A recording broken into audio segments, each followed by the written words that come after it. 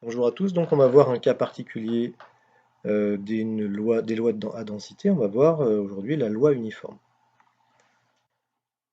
Donc on a compris qu'une loi de densité, c'était une fonction dont la représentation graphique vous permettait de comprendre les zones où vous aviez plus de chances de voir apparaître euh, une valeur issue de votre expérience aléatoire.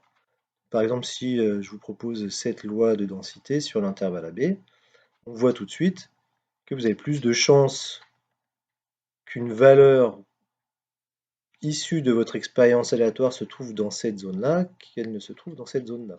Puisque vous vous souvenez que c'est l'air sous la courbe qui permet d'évaluer la probabilité. Ce qui va nous intéresser ici, c'est une loi un peu particulière dont la représentation graphique est assez facile à imaginer. Je vous rappelle que lorsque on lance un dé bien équilibré, et que on note grand X, la variable aléatoire égale à la face, au numéro de la face qui va sortir, s'il est bien équilibré, on sait que la loi de probabilité qui permet que va suivre cette variable aléatoire, c'est la loi d'équiprobabilité. Là, on est dans le monde des variables aléatoires discrètes. Mais qu'est-ce qui se passe si on veut avoir une loi équivalente sur une variable aléatoire continue? Quelle forme aura la courbe, donc définie sur un intervalle AB, pour qu'elle puisse nous représenter cette même situation? C'est-à-dire, il faut qu'on imagine qu'il n'y ait aucune zone qui ait plus de chances de sortir qu'une autre. À quoi pourrait ressembler cette courbe? Je vous laisse réfléchir quelques secondes. Il suffit en fait d'imaginer l'histogramme représentant la loi de probabilité de notre lancer de dés pour s'imaginer que toutes les barres de l'histogramme seront à la même hauteur. Et en fait, la fonction ne doit pas avoir de boursouflure, et donc elle doit être constante. On va dire à une hauteur k, une hauteur telle que vous savez que l'air sous la courbe, entre la courbe et l'axe des abscisses, doit être égal à 1. Qu'est-ce qui se passe si l'intervalle dans lequel va évoluer votre variable aléatoire est, par exemple, plus large? Et en fait, ce sera toujours une constante, mais la différence, c'est que votre constante k, elle devra être un peu plus basse.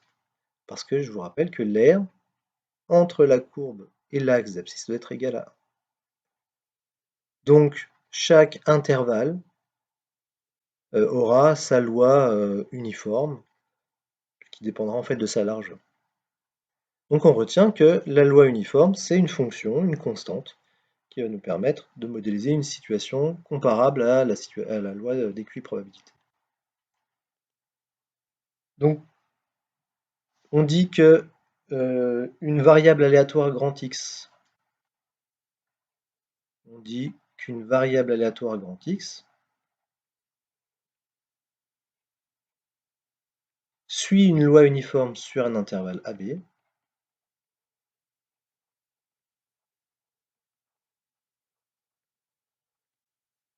sur un intervalle AB, si sa fonction de densité est une constante.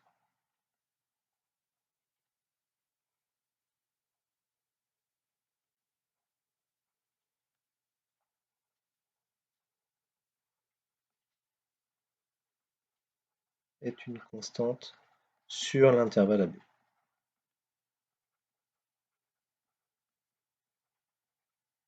Quelle sera la valeur de cette constante? Bien, c'est ce qu'on va écrire dans la propriété 2. Donc, on considère une fonction, une loi uniforme sur l'intervalle AB. Eh bien, la fonction qui à tout x associe la constante 1 sur b moins a, ce sera justement notre loi uniforme. Pourquoi, juste faire la démonstration, pourquoi la hauteur elle sera égale à 1 sur b moins a? On peut,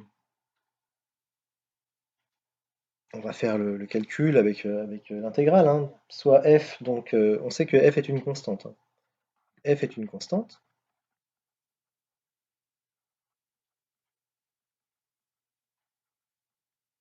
k, par exemple, sur l'intervalle AB. Donc ça veut dire qu'elle est définie par f de x égale k. K est forcément positif. Donc on sait qu'on doit avoir la propriété suivante. Il faut que l'intégrale entre a et b de notre constante dt soit égale à 1. Or, k est une constante. Donc par linéarité de l'intégrale, ça vous fait k intégrale de a à b de 1 dt. Donc on cherche une primitive qui doit être égale à 1. On cherche une primitive de 1. Donc ça vous fait k fois une primitive de 1 qui est t, en fait, à prendre entre a et b. Et ça doit valoir 1. Ce qui revient donc à k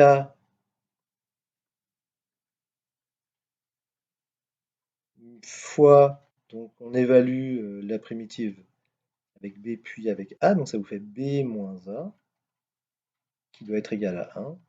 Donc, on divise par b moins a, et ça nous fait 1 sur b moins a. Donc les démonstrations, elles ont deux objectifs en fait ici. Bien sûr, le premier c'est de justifier la propriété, et deux, c'est aussi donner du sens aux propriétés qu'on a vues sur les lois à densité, parce que elles peuvent paraître un petit peu théoriques. Donc là, on se concentre sur une loi bien particulière et on va utiliser en fait les propriétés qu'on a vues la dernière fois. Donc, si vous êtes sur l'intervalle...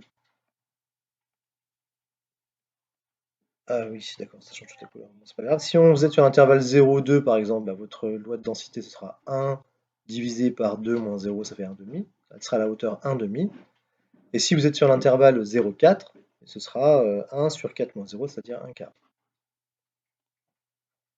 Comment calculer la probabilité d'un événement sur une loi uniforme? Donc, je vous rappelle qu'on va calculer la probabilité d'être dans une zone, hein. Donc, pour tout réel et tout intervalle, donc on va écrire ici, pour tout intervalle CD inclus, hein, dans l'intervalle AB, donc il faut que vous soyez bien sûr dans la zone AB, puisque je vous rappelle que vous avez une fonction de densité qui est définie sur l'intervalle AB, à une certaine hauteur qu'on a définie tout à l'heure. Et vous voulez déterminer la probabilité d'être dans une zone CD, par exemple, ici. Il faut évidemment que la zone, elle soit à l'intérieur. Donc, quelle est la probabilité que votre variable aléatoire prenne une valeur comprise entre C et D? Ben, écoutez, on va calculer. Donc, on va calculer donc dans la démonstration la probabilité que votre variable aléatoire prenne une valeur entre C et D. Ce sera donc l'intégrale de C à D de votre fonction de densité, qui est, je vous le rappelle, on l'a calculé juste au-dessus, la constante 1 sur B moins 1, moins A dt. Comme tout à l'heure, 1 sur B moins A, c'est une constante, donc vous pouvez par linéarité la sortir de l'intégrale. Et donc, il vous reste à calculer l'intégrale de CAD de 1 dt. On a vu précédemment qu'une primitive de 1, c'était t. Donc, ça va vous faire 1 sur B moins A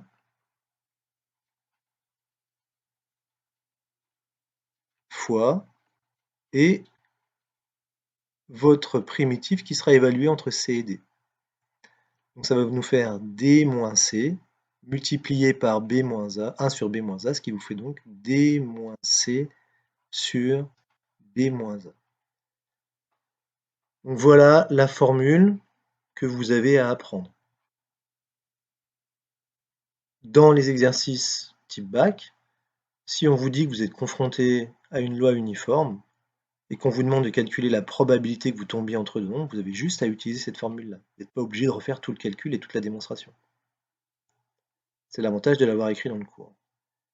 Alors si on regarde bien le schéma en fait ici, qu'est-ce que c'est que D-C? Bien en fait, D-C, c'est la largeur ici de notre petite bande qui nous intéresse. Et qu'est-ce que c'est que B-A? Bah, c'est la largeur totale de votre intervalle, dans lequel votre variable aléatoire prend ses valeurs. Donc vous pouvez retenir euh, le moyen mnémotechnique suivant. Donc la probabilité que vous tombiez dans la zone CD, ce sera la longueur de l'intervalle CD. Donc c'est la longueur de l'intervalle CD divisé par la longueur de l'intervalle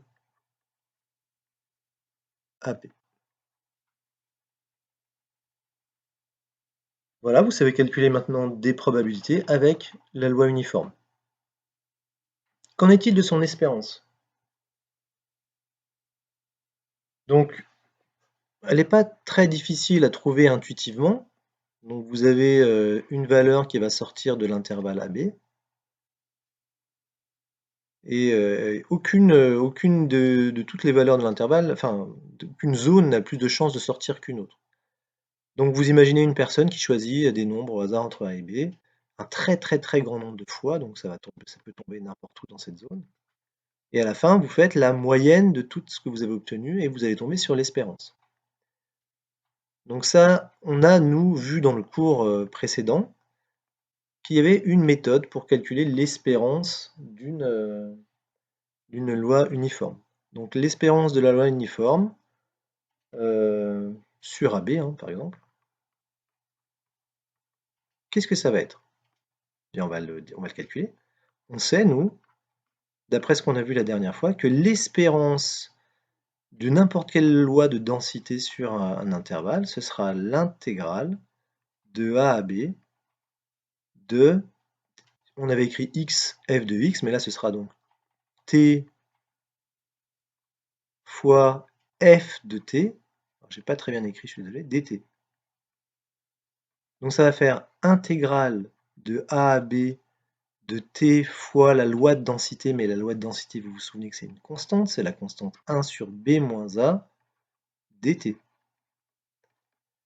1 sur b moins a, vu que c'est une constante par linéarité, vous pouvez le sortir. Ça vous évite de le réécrire plusieurs fois. Et il nous reste donc à calculer l'intégrale de a à b de t dt. Vous savez maintenant, d'après le chapitre précédent, qu'une primitive de t, c'est t carré sur 2. À évaluer entre a et b. Ce qui nous fait donc b carré sur 2 moins a carré sur 2 fois 1 sur b moins a. Donc en fait, on va avoir un dénominateur avec 2 fois b moins a, parce que le b moins a c'est ici, et le 2 c'est celui qui va venir de votre primitive. Et au numérateur, vous allez avoir b carré moins a carré. Vous vous souvenez qu'en seconde, vous aviez appris que b carré moins a carré, c'était une identité remarquable qui pouvait s'écrire a plus b facteur de a moins b. B moins a, excusez-moi, puisqu'on est sur b carré moins a carré. A plus b, b plus a, c'est la même chose, puisque l'addition est commutative, donc ça pose pas de problème. Et regardez ce qui se passe, on simplifie, et donc finalement, on peut retenir que l'espérance d'une variable aléatoire qui suit une loi uniforme sur l'intervalle AB, ce sera la moyenne des bornes en fait. A plus B sur 2. A plus B sur 2, en fait, c'est pile le centre de la borne. Donc, si vous faites un très très grand nombre de répétitions de l'expérience aléatoire où vous allez avoir un nombre qui sort de manière aléatoire entre A et B, eh bien la moyenne de toutes les valeurs que vous allez obtenir, ça va être le centre. Donc voici un savoir-faire, utilisation de la loi uniforme dans un exercice. Voici un exemple classique. On suppose que dans un supermarché, un jour de grande affluence, le temps d'attente suit une loi uniforme sur l'intervalle de 20. Donc dès qu'on aborde une loi à densité, il est important que vous ayez le schéma en tête. Donc ici, On sait qu'au minimum, vous allez attendre 2 minutes, au maximum 20 minutes, mais vous arrivez à la caisse, vous ne savez pas du tout, entre 2 et 20 minutes, le temps que vous allez mettre pour attendre. Donc on sait que, première question, on sait que la fonction qui va modéliser cette loi uniforme, c'est une fonction constante dont la hauteur est réglée par une formule. On se souvient que t suit la loi uniforme sur l'intervalle 0,20.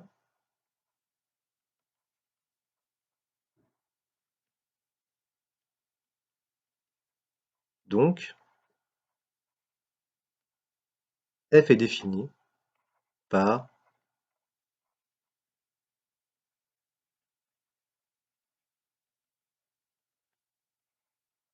f de t égale 1 sur b moins a. Alors ici, c'est pas 0,20, mais c'était 2,20 l'intervalle. Donc 1 sur b moins a, qui vous fait donc 1/18. Donc on sait que pour que l'air sous la courbe soit égal à 1, il faut que la hauteur de votre constante ce soit 1/18. Question 2. Donc maintenant qu'on connaît notre loi de densité, on va pouvoir calculer des probabilités. Donc vous arrivez à une caisse. Quelle est la probabilité que le temps d'attente soit inférieur à 15 minutes, un quart d'heure? C'est-à-dire ici, quelle est la probabilité que vous attendiez moins de 15 minutes? Sachant qu'au minimum vous attendez 2 minutes, donc c'est la même chose que le temps d'attente soit compris entre 2 et 15 minutes. Je m'intéresse pas particulièrement vous vous souvenez aux inégalités si elles sont larges ou si elles sont strictes, étant donné que la probabilité que le temps soit de 2 minutes, elle est nulle. Donc on ne se préoccupe pas que ce soit large ou strict. Ensuite, on a vu donc dans le cours, on aimerait, il y a une formule en fait qui permet de déterminer cette probabilité-là. C'est-à-dire que nous, ce que l'on souhaite, c'est réussir à calculer la probabilité qu'on tombe dans cette zone-là.